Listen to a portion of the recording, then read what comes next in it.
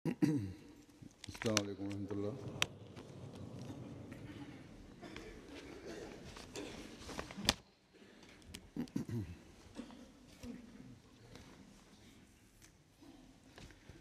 أشهد أن لا إله إلا الله وحده لا شريك له وأشهد أن محمدا عبده ورسوله أما بعد فأعوذ بالله من الشيطان الرجيم بسم الله الرحمن الرحيم الحمد لله رب العالمين الرحمن الرحيم مالك يوم الدين إياك نعبد وإياك نستعين اهدنا الصراط المستقيم صراط الذين أنعمت عليهم غير المغضوب عليهم ولا الضالين.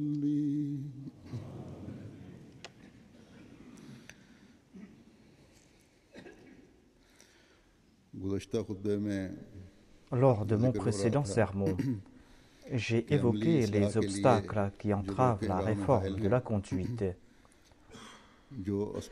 J'ai mentionné aussi les raisons qui nous retiennent en arrière, ainsi que les éléments qui sont nécessaires pour nous débarrasser de ces obstacles. J'ai aussi dit que si l'homme possède la volonté, s'il possède aussi une connaissance parfaite, ainsi que la faculté d'agir, s'il possède ces trois qualités, c'est là qu'il pourra combattre les faiblesses morales et les écarts de conduite. Car ces faiblesses morales ou ces écarts de conduite prennent naissance lorsqu'il y a manque de volonté, ou quand on ignore la définition des bonnes et des mauvaises actions, et quand on ne sait pas comment accomplir de bonnes actions.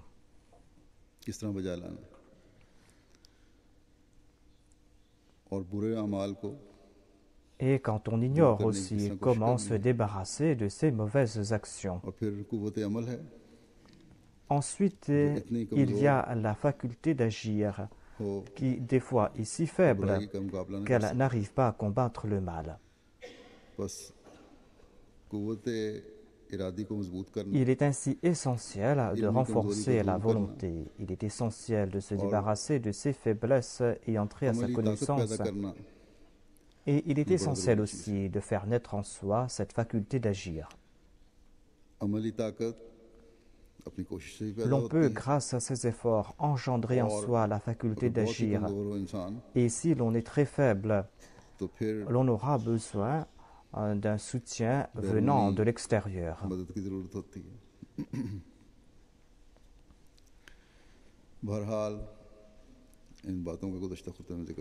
J'ai mentionné ces points dans mon précédent sermon. Et aujourd'hui, je compte m'appesantir dessus en présentant quelques illustrations.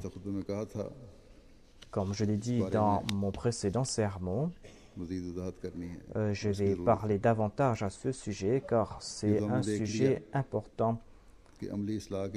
Comme je viens de l'expliquer à l'instant, le premier élément de la réforme de ces actions, c'est la volonté. Quelle est la définition de la volonté? Certains peuvent s'étonner pourquoi demander quelle est la définition de la volonté.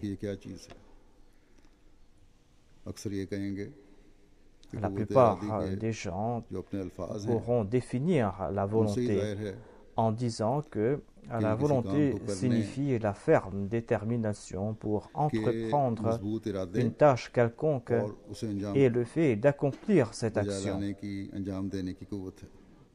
Voilà, selon eux, la définition de la volonté. Si telle est la définition de la volonté, pourquoi demander ici quelle est la définition de la volonté?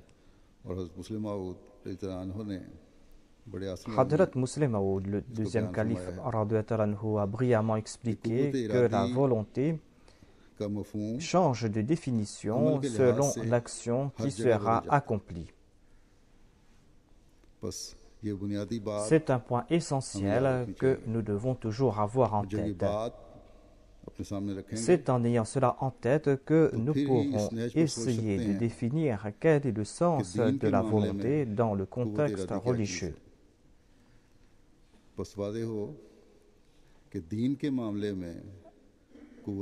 La volonté dans le contexte religieux signifie la foi. La volonté dans le contexte religieux signifie la foi. Vu sous cet angle, nous constatons que la faculté d'agir grandit grâce à la foi. Si la foi est ferme et s'il y a une relation qui existe avec Dieu, eh bien, tout ce qu'on va accomplir va se faire tout seul. Toute difficulté disparaîtra grâce à l'aide et le soutien de Dieu. Et les manquements disparaissent grâce à la présence de la foi. Et l'on arrive facilement à subjuguer ces difficultés. Ce ne sont pas là des faits imaginaires, mais il existe des exemples concrets pour étayer ces déclarations.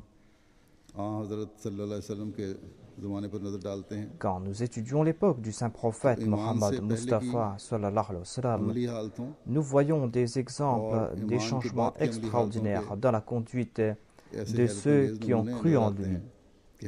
Nous voyons leur exemple avant de l'avoir accepté et leur exemple après l'avoir accepté. Qui sont ceux qui ont accepté le saint prophète Mohammed sallallahu alayhi wa sallam? Quel était l'état de leurs actions? Que nous dit l'histoire à ce sujet?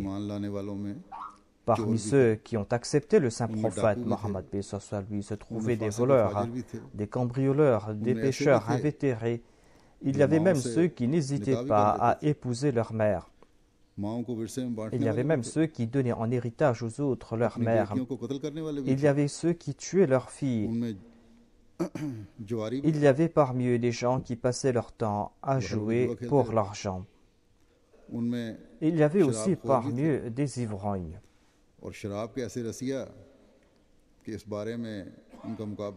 Et personne ne pouvait se comparer à eux dans leur beuverie.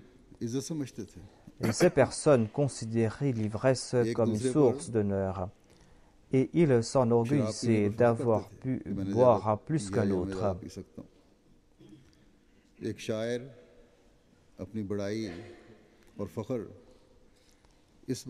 Un poète a glorifié sa débauche en rappelant qu'il passait ses nuits à se saouler. Il ne buvait même pas de l'eau, il passait son temps à consommer le vin. Et le joueur glorifiait le fait qu'il mettait en jeu toutes ses possessions et tout ce qu'il possédait.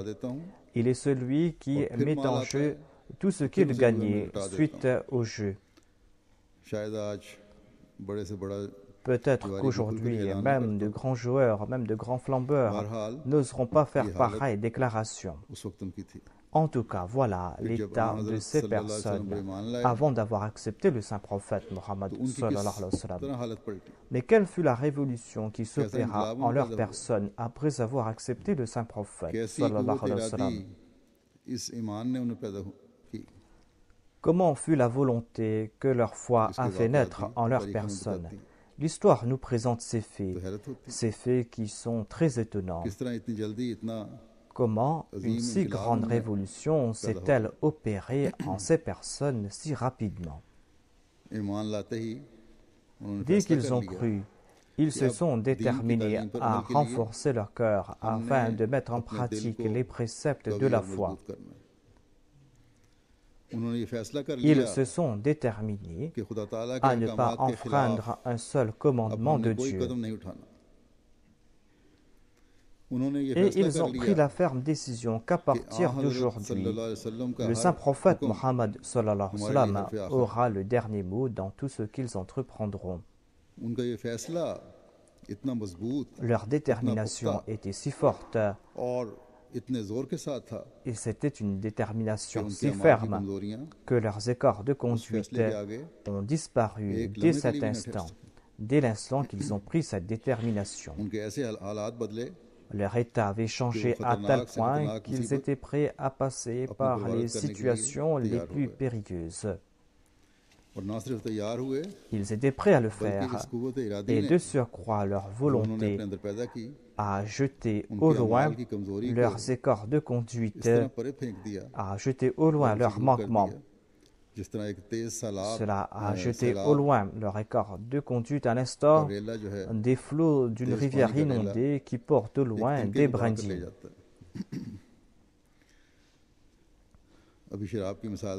J'ai cité ici l'exemple de l'alcool et de l'ivresse, comment ils étaient fiers à ce sujet. Ceux qui habitent ici en Occident sont bel et bien au courant de l'état des ivrognes lorsqu'ils sont ivres morts. Nous voyons ces exemples partout autour de nous ici.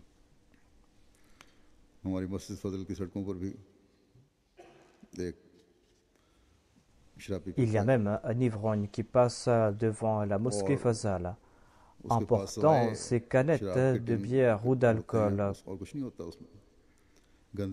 Il porte des vêtements tout sales, mais certainement il aura avec lui de l'alcool. Et j'ai même su qu'il a fait de grandes études, qu'il était peut-être un ingénieur, il fut un temps. En tout cas, il n'a plus l'âge de travailler, mais toute allocation financière qu'il reçoit de l'État doit certainement finir dans l'alcool. Il passe son temps dans les rues et l'ivresse, l'alcool lui a fait perdre la tête. Il est complètement paralysé mentalement. Et quand il est ivre, il fait peur. Des fois, il arrête même des femmes en pleine rue. Et on voit la peur sur les visages de ces femmes anglaises qui sont habituées à ces situations dans la société d'ici. L'alcoolisme a fait de lui ce qu'il est devenu aujourd'hui. Il y a d'aucuns, lorsqu'ils sont ivres, qui n'hésitent même pas à insulter leurs parents. Ils commettent aussi d'autres actes immondes.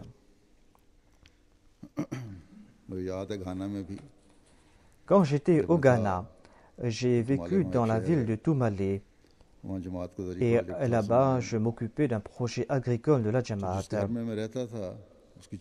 La maison dans laquelle je vivais n'avait pas de clôture. Cette maison n'était pas clôturée, il n'y avait pas non plus de cour intérieure. C'est quelque chose que nous voyons ici aussi. Certains avaient clôturé leur arrière-cour comme cela se fait ici en Angleterre. En tout cas, la maison dans laquelle j'étais n'avait pas de clôture interne ou externe. Il n'y avait pas une cour intérieure.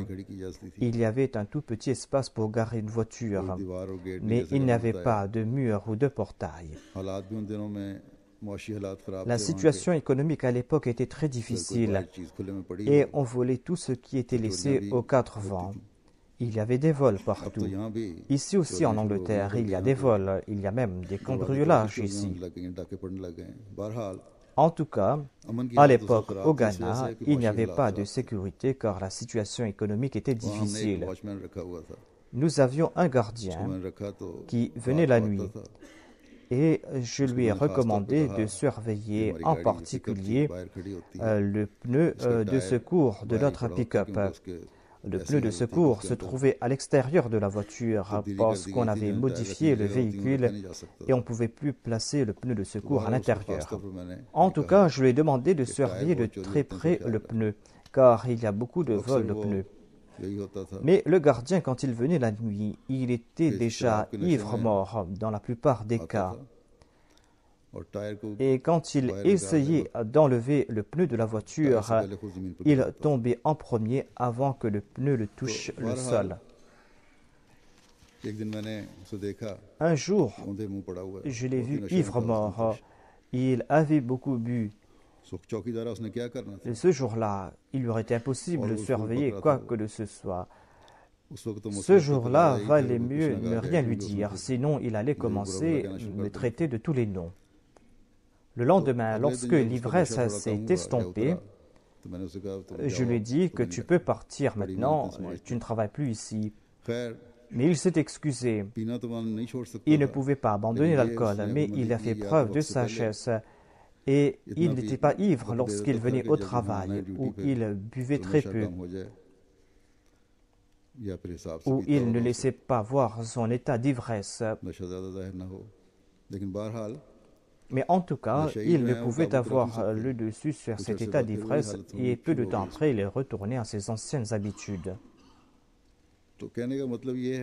En tout cas, quand on est en état d'ivresse, l'on n'est pas conscient de ce que l'on dit, de ce que l'on fait. Le lendemain, quand je lui disais que tu disais ceci ou cela, il répliquait qu'il était maître de lui et qu'il n'avait jamais proféré de telles paroles.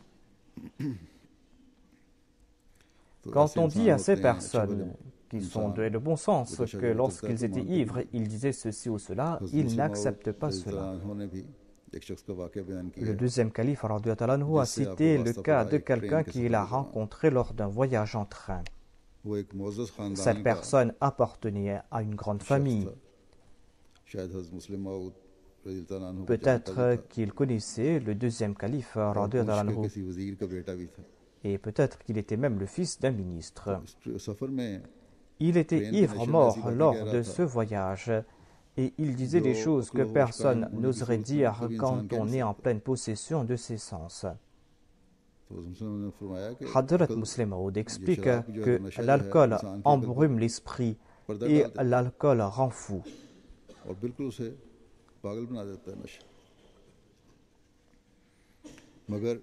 Mais d'autre part, nous voyons des exemples de grande volonté. Nous voyons ces exemples de révolution qui étonnent plus d'une fois les non-musulmans.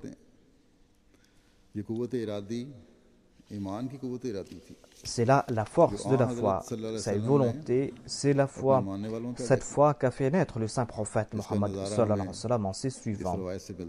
Nous voyons cela grâce à cet exemple. Il est dit que certains compagnons étaient assis dans une maison pour boire de l'alcool. Ils étaient tous en train de boire du vin. C'était avant l'interdiction de la consommation de l'alcool. Et ils n'hésitaient même pas à consommer de l'alcool. Ils buvaient autant qu'ils voulaient et ils étaient ivres-morts des fois. Les gens avaient déjà vidé un grand pot de vin. C'était un pot qui était de plusieurs gallons. Et ils avaient déjà entamé le deuxième pot.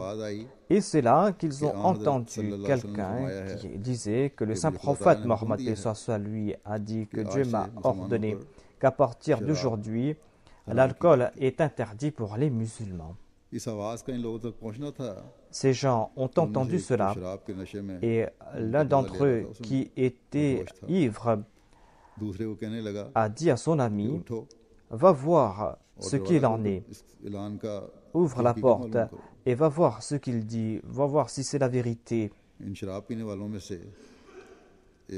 Mais quelqu'un qui était là et qui avait bu voulait partir voir ce qu'il en était. Lorsque un de ses compagnons, qui était lui aussi ivre, a frappé de son bâton le pot de terre plein de vin.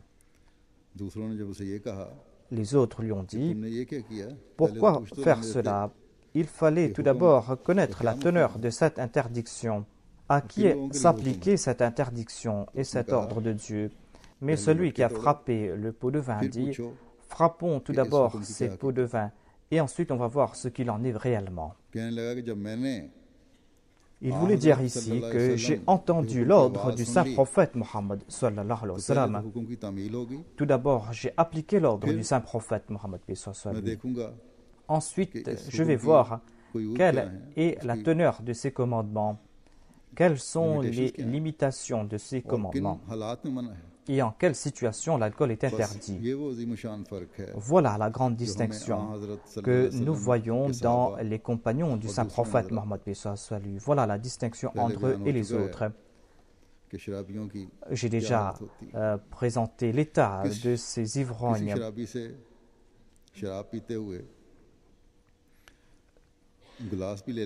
Si vous prenez le verre d'alcool devant un ivrogne, il sera prêt à vous frapper.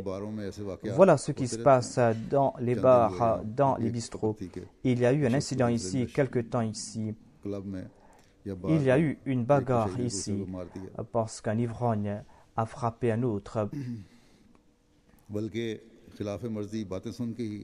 Ils sont prêts même à tuer s'ils entendent quelque chose qui va contre leur désir. Voilà l'état de l'ivresse. Ceux qui sont ivres morts ne peuvent pas réfléchir, ils ne peuvent rien comprendre, ils ne maîtrisent plus leur langue et ils ne se soucient même pas de leurs parents. Et ils n'arrivent pas à maîtriser les membres de leur corps. Il ne se soucie même pas de la loi, il ne se soucie même pas du châtiment de la loi. Mais voyez comment la volonté des compagnons du saint prophète ont eu le dessus sur leur ivresse, en dépit du fait qu'ils étaient ivres. Ils avaient déjà consommé tout un pot de vin. Ils étaient sur le point de consommer un autre pot de vin. Et ils ont entendu cette voix qui disait que le saint prophète a déclaré que Dieu m'a donné cet ordre, m'a ordonné qu'à partir d'aujourd'hui, l'alcool est interdit pour les musulmans et leur état d'ivresse a disparu. Ils ont brisé leur jarre de vin. Ensuite, ils sont partis demander des explications à celui qui avait fait cette annonce pour en connaître la teneur de cette annonce. Cela ne concernait pas quelques individus ou une maison. Selon les récits, il est dit qu'il y avait à Médine plusieurs maisons dans lesquelles les gens s'étaient réunis pour consommer de l'alcool. Lorsqu'ils ont entendu cette annonce, ils ont brisé leur jarre de vin et le vin commença à couler dans les rues de Médine tel de l'eau. C'était là une volonté extraordinaire de la part de ses compagnons. Hadrat Muslim Maud a déclaré que cette volonté est telle que après avoir pris naissance, il n'y a aucun obstacle qui peut entraver cette volonté. Cette volonté a le dessus sur tout.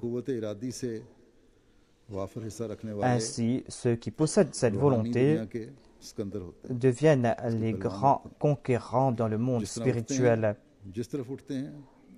Là où ils vont, dans la direction de laquelle ils vont, lorsqu'ils ont décidé d'accomplir quelque chose, eh bien, Satan baisse les armes face à eux. Et même de grandes difficultés, même s'il y a devant eux une montagne de difficultés, cette montagne va disparaître. Cette montagne va disparaître tel le beurre qui fond au soleil. Ainsi, si une telle volonté existe, si on possède une foi pareille, eh bien, ce ne sera plus la peine de trouver d'autres méthodes pour réformer les gens. Ce ne sera plus la peine de trouver d'autres moyens pour réformer la conduite des autres. 1400 ans de cela, cette foi a apporté cette grande révolution.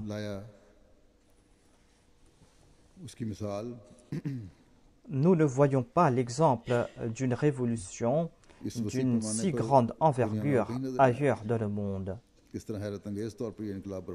Nous ne voyons pas des exemples pareils de cette révolution dans le monde.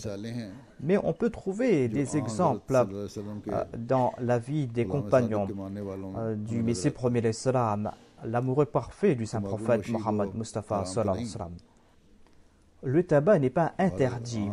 Et le Messie promet l'Islam a condamné le tabac. Il a dit que si cela existait à l'époque du saint prophète, sallallahu alayhi wa sallam, il l'aurait interdit. En tout cas, fumer est un vice et dans le tabac, il y a une forme d'addiction.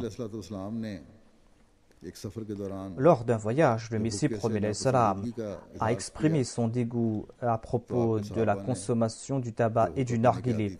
Il y avait certains de ses compagnons qui possédaient des narguilés et qui ont brisé leur narguilé. Et ils ne se sont même pas rapprochés du tabac par la suite. Ils disent qu'ils n'ont même plus pensé à propos du tabac. Il y a d'autres compagnons du Messie promet l'Islam qui ont abandonné tout leur vice après avoir accepté l'Ahmadiyya. Il y avait même ceux qui consommaient l'alcool, mais qui, après avoir accepté l'Ahmadiyya, ont abandonné l'alcool. Il est important pour nous d'établir de tels exemples.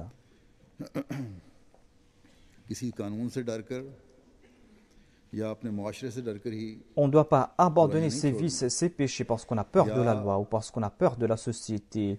On ne doit pas éviter ses vices et ses péchés parce qu'on a peur de ses parents ou parce qu'on a peur de la société. Cela ne doit pas être nos motivations pour abandonner ses vices et ses péchés. Notre motivation est que nous devons abandonner le péché parce que Dieu et son prophète sallallahu alayhi wa sallam nous ont interdit tout cela, ou parce que le Messie promet l'Islam nous a interdit ces actions. Et c'est pour cette raison que nous abandonnons cela. Dans les pays musulmans, l'alcool ne se vend pas au grand jour. Je sais que cela ne se fait pas au Pakistan, on ne vend pas l'alcool au grand jour. La loi interdit la vente de l'alcool. Mais les gens fabriquent de l'alcool frelaté, et ils en consomment. C'est un alcool qui cause de l'ivresse. Les riches, quant à eux, vont trouver de l'alcool ailleurs. Il y a certains étudiants, par exemple, à l'université, ils consomment des sirops de tout dans lesquels il y a de l'alcool. Ils utilisent cela comme une drogue. Et cela a des effets très nocifs car il y a d'autres médicaments dans ces sirops de tout. Les Ahmadis doivent prendre de grandes précautions et ils doivent, grâce à leur volonté, éviter ces péchés. Ici, dans ces pays européens, en Occident, en plus de ces drogues qui sont dures, et dans les restaurants, on offre le narguilé, surtout dans les restaurants musulmans. Cela se fait aussi aux États-Unis d'Amérique, dans les restaurants où on offre le narguilé. Et j'ai su qu'il y a ici des jeunes hommes et des jeunes femmes qui consomment le narguilé et qui disent que cela ne cause pas d'addiction ou que cela ne cause aucun tort si on l'utilise de temps en temps. Sachez quand même que si vous utilisez cela de temps en temps, eh bien, tôt ou tard, vous allez tomber dans des drogues beaucoup plus dures et il sera difficile de s'en débarrasser. Ainsi, dès aujourd'hui, vous devez renforcer votre volonté et vous devez éviter ce mal. Et pour cela, vous allez devoir juger l'état de votre foi. C'est l'ardeur de votre foi qui vous pourra faire naître cette volonté. Et c'est là que vous pourrez prendre de grandes décisions, tout comme nous le voyons dans l'exemple des compagnons du saint prophète Mohammed sallallahu alayhi wa sallam.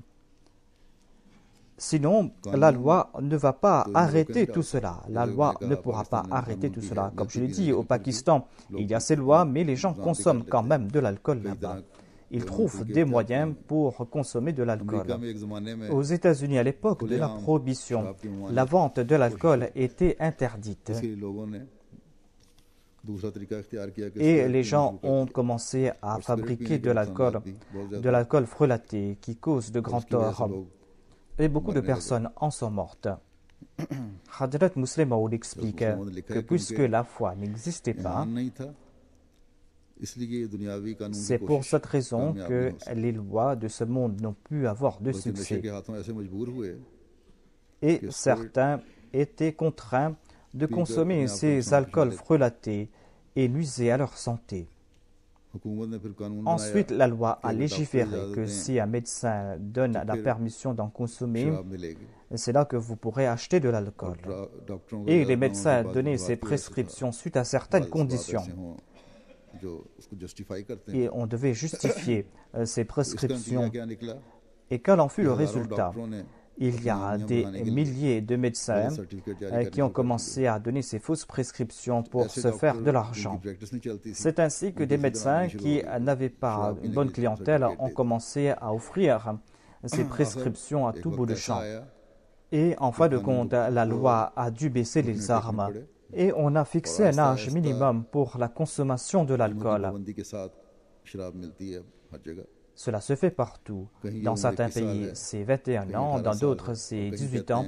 Et d'aucuns disent que si vous êtes accompagné des adultes, eh bien même un jeune de 17 ans ou de 16 ans peut consommer certains types d'alcool. Ce sont là autant de prétextes pour prouver que cette loi est impuissante face à toute cette situation. Plus l'on est en train de progresser, plus la loi est en train de passer des lois en faveur de ces vices. On ne peut plus arrêter ces vices et ces péchés et on commence à adoucir les lois. Mais selon les préceptes de Dieu, selon les commandements de Dieu, un vice, un péché sera considéré comme tel. Allah n'est pas là pour suivre notre bon vouloir. Nous devons, nous, en premier, réformer notre conduite et respecter les préceptes de Dieu. Et l'on pourra respecter les préceptes de Dieu lorsque notre foi va atteindre son apogée.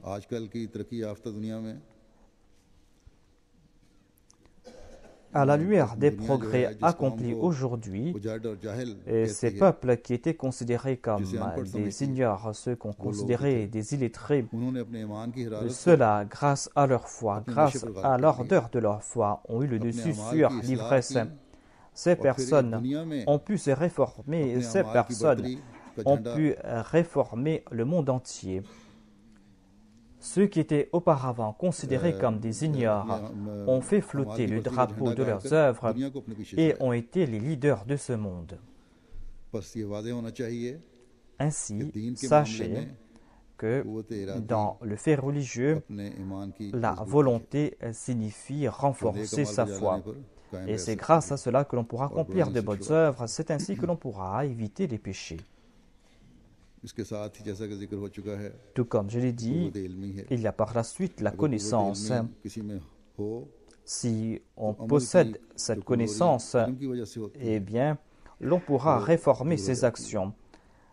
Grâce à cette connaissance, nous voyons cela quotidiennement.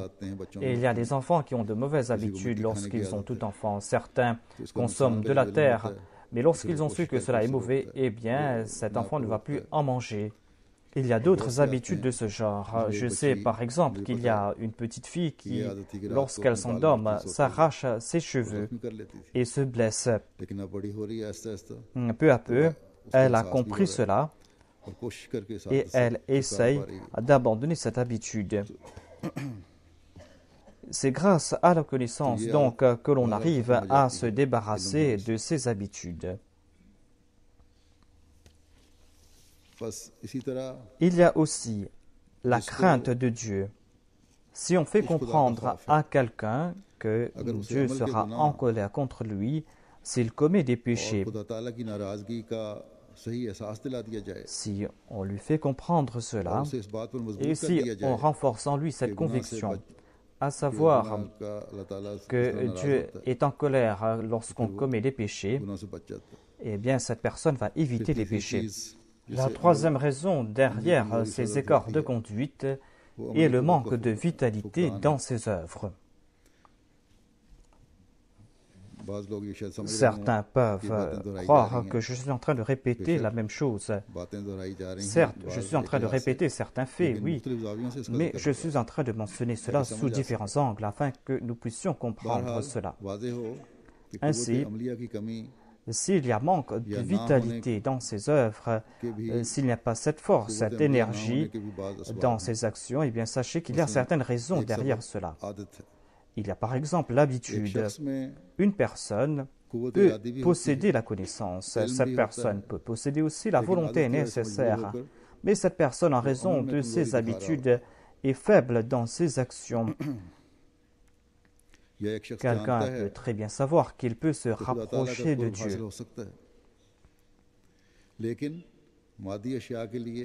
Mais en raison de son amour pour les choses de ce monde, ou parce qu'il a peur de perdre des choses de ce monde, eh bien, il n'arrive pas à acquérir cet amour de Dieu et il n'arrive pas à se rapprocher de Dieu. Pour de telles personnes, on n'a pas besoin d'un traitement interne, mais d'un traitement externe.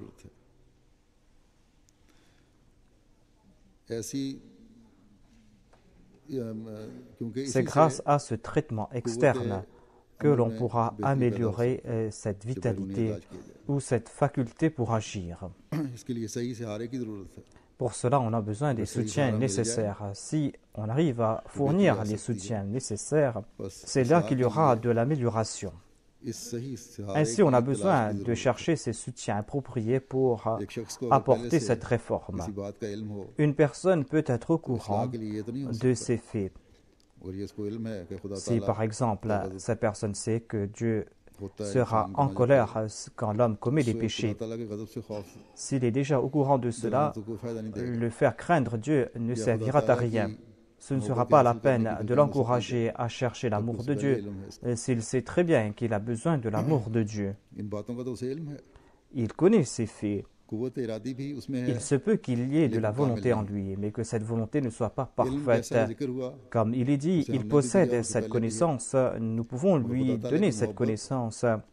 Mais l'amour pour Dieu et la crainte de Dieu ne peuvent pénétrer dans son cœur parce que son cœur est rouillé. Pour lui, on a besoin d'un autre traitement parce qu'il ne voit pas Dieu.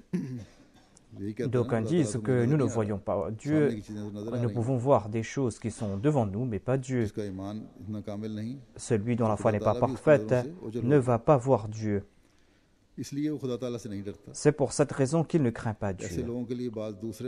Pour de telles personnes, on a besoin d'autres individus, des individus qui vont inspirer la crainte. Si un individu inspire la crainte à cette personne, ou si on utilise une force externe, eh bien c'est là que cette personne pourra se réformer. Il faut appliquer cette force, cette loi, et il ne faut pas qu'on évite de l'appliquer comme c'est le cas dans le monde quand les intérêts politiques sont en jeu. Voilà ce qui se passe dans le cas des lois de ce monde. En tout cas, il y a ces trois types d'individus dans le monde. Et ces maladies sont présentes dans le monde. Il y a ces personnes qui sont faibles dans leurs actions et dont les foi ne sont pas parfaites.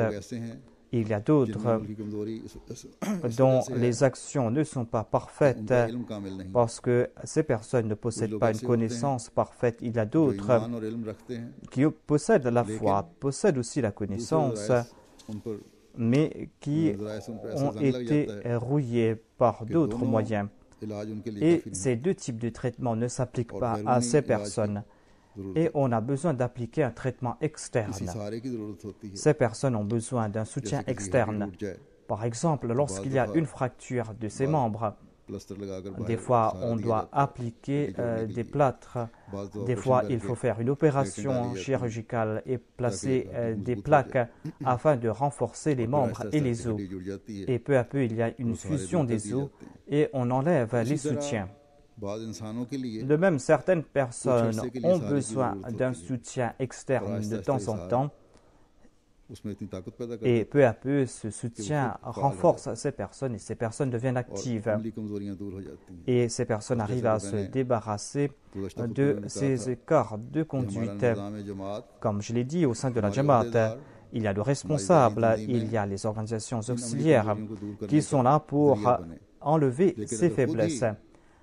Mais si ces responsables en premier n'ont pas la volonté nécessaire, si ces responsables et les autres n'ont pas cette volonté, ne possèdent pas cette connaissance, s'ils n'ont pas les facultés nécessaires, comment pourront-ils réformer les autres?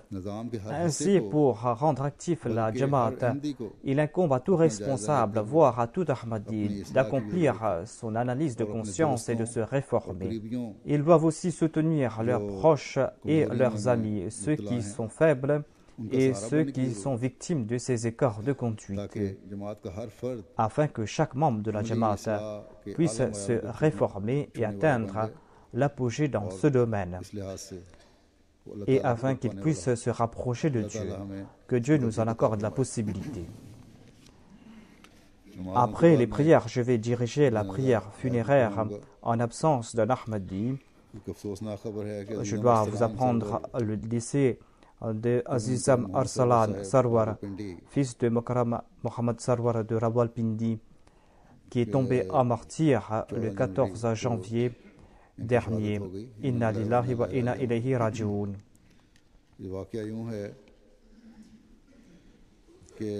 Pour ce qui est de la famille du martyr, sachez que le grand-père d'Arsalan Sarwar Saheb, qui s'appelait Mohammad Yusuf Saheb, était de la région de Faisalabad.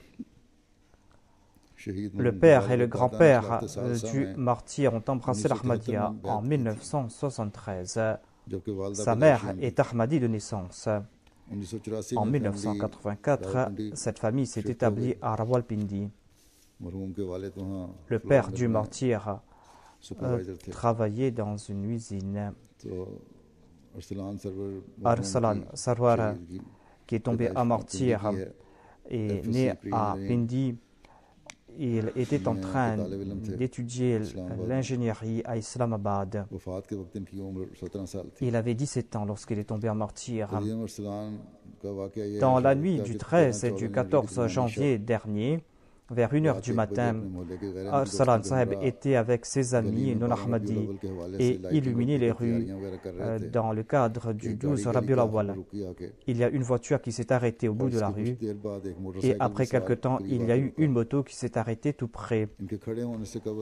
Il y avait deux individus qui étaient dans un coin et qui portaient un sac blanc. Arsalan et ses deux compagnons non-Ahmadi ont vu tout cela et ont constaté que c'était des gens suspects qui étaient dans la région et ils ont donné l'alerte et ils ont commencé à avertir les autres. Un individu est sorti de la voiture, a tiré en l'air et ensuite les a poursuivis.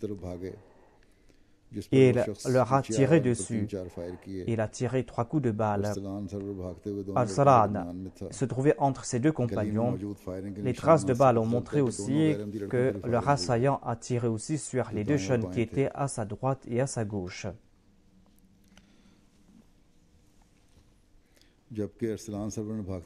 Lorsque Arsalan a tourné la tête, il a reçu une balle à la tête et ses deux compagnons se sont cachés derrière une voiture.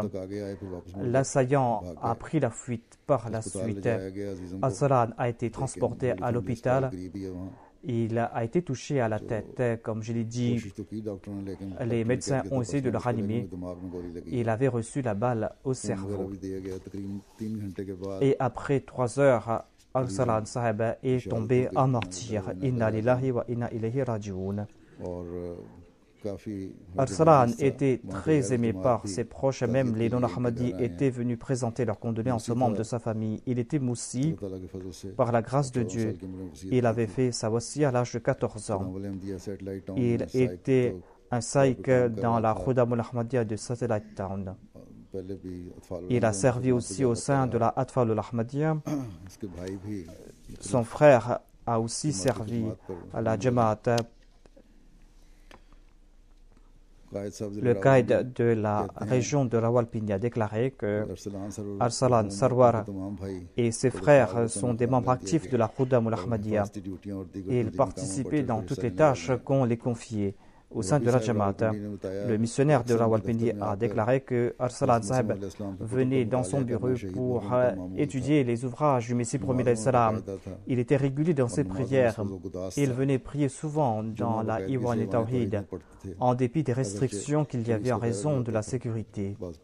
Le défunt était régulier dans ses contributions financières. Qu'Allah exalte le statut du martyr. Qu'Allah lui accorde sa miséricorde et son pardon, et qu'Allah accorde patience et persévérance aux membres de la famille endeuillée. Le défunt a laissé derrière lui son père, qui est secrétaire d'Awati de la région.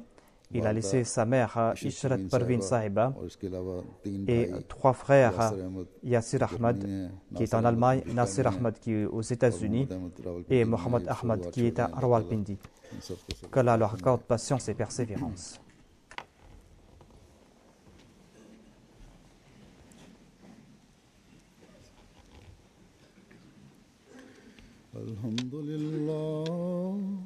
الحمد لله نحمده ونستعينه ونستغفره ونؤمن به ونتوكل عليه ونعوذ بالله من شرور أنفسنا ومن سيئات أعمالنا من يهده الله فلا مضل له ومن يضلل فلا هادي له ونشهد أن لا إله إلا الله ونشهد أن محمدا عبده ورسوله عباد الله رحمكم الله إن الله يأمر بالعدل والإحسان وإيتاء ذي القربى وينهى عن الفحشاء والمنكر والبغي يعظكم لعلكم تذكرون اذكروا الله يذكركم وادعوه يستجب لكم ولذكر الله أكبر.